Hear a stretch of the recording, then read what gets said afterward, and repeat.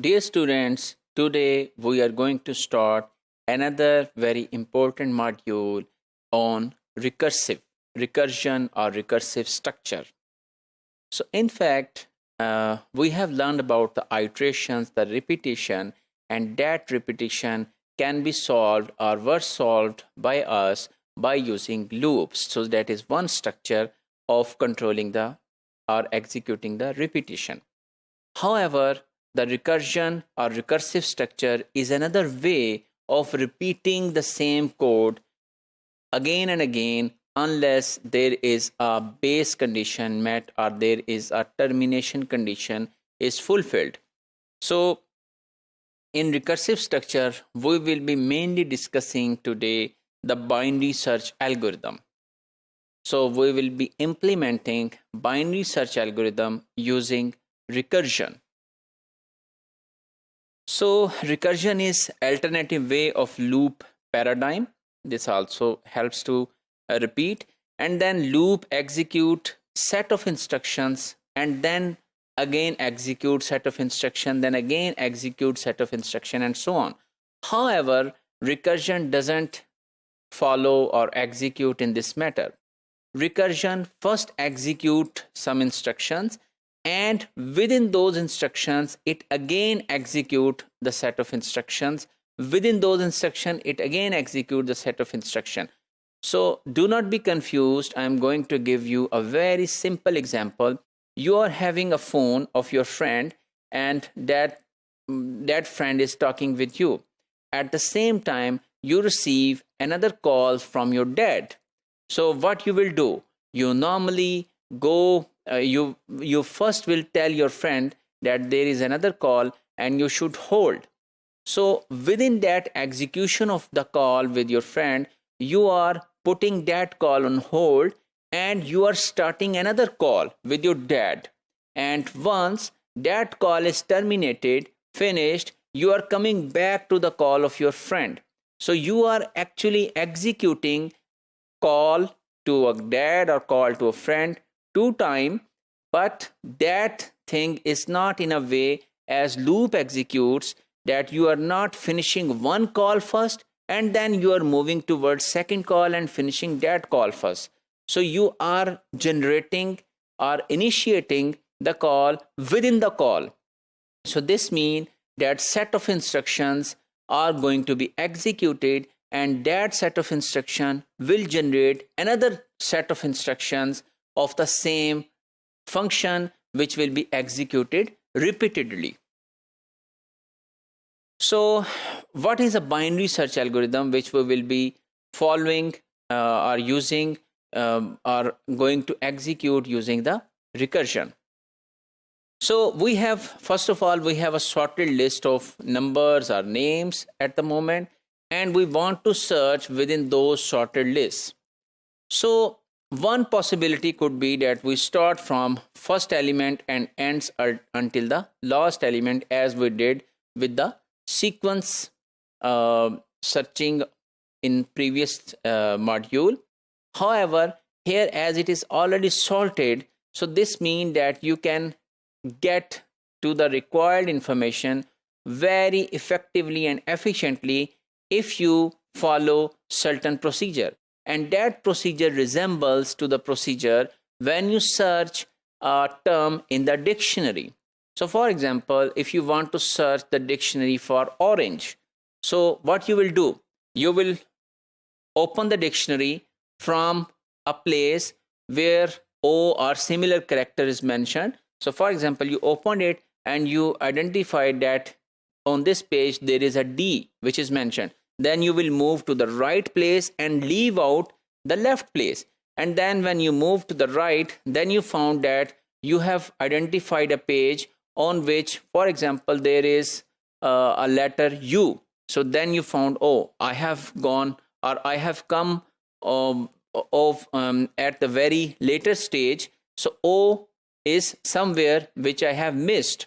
So this means you are leaving the last options or the last pages as well, and you are moving towards the previous list. So this means that you are selecting the dictionary, and then by seeing, then you are saying that whether you should go to the right or you should go to the left. So the binary search algorithm is inspired from this philosophy. So in computer science, we are not seeing with our eyes that we should go to the right or left and from where we should select. So in computer science, we will always select from the middle.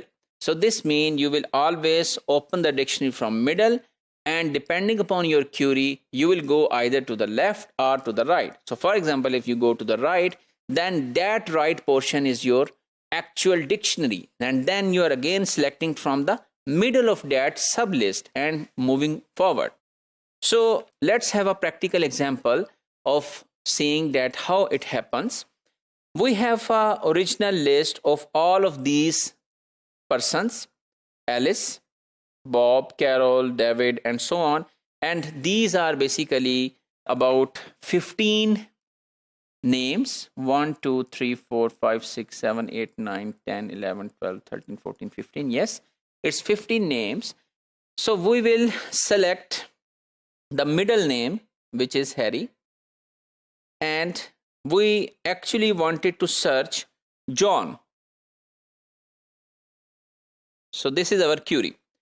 So we will select Harry, and we will see that whether H is greater than J or not. So we found that J should be somewhere in this list. So we ignored the list which is available upward, this one, as we did in the dictionary, and we selected the list Aaron, John, Kelly, and so on. And from this list, again we selected the middle point, which is Larry. And again we compared Larry with the John, and we identified that the John is less than the Larry, because J, the ASCII code of J is less than the ASCII code of L. So then we are focusing to this list. When we focus this list, we found the middle point, and that is John. As soon as we found the John, we stopped the search. So you have seen that with the sequential search, which we learned some time ago, we might have gone through all of the list by comparing John with all of the members of this list. So there would be 15 comparisons. However, here we have only 1, 2, and in third comparison, we are reaching to the required position, or we are solving the problem. So here is the algorithm, the pseudocode of this algorithm, which says that if list is empty, report that the search is failed already. So this is one condition which we will be learning further in the next module as well. And then we are saying that select the middle entry in the test entry, and if the test entry is equal to the target and value as shown in the previous example about John, so then report that search is successful, and that's it. If the target value is less than the test entry, then you search the portion of list preceding test entry of target value, and if the target value is greater than test entry, then search the portion of the list following the test entry. So we have written the same procedure which we have talked about in the last 2 slides, and a little bit more formal representation would be like this, that if the list is empty, stop, then get the middle entry into the test entry. If the test entry is equal to target, it's okay. Otherwise, go to the portion of the preceding. If target value is less than or target value is greater than test entry, then go to the following position. And in each of the position, we are again calling the function which we have defined as search. So in each of the iteration, we are sending it a list and the target value. And in the first time, the list was the actual list of 15 elements, but in the next time, that list will contain only the sublist.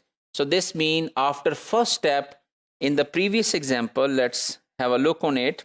So in this step, the search function will have only this as a sublist, not the whole one. And in the next example, only this will be passed as a sublist.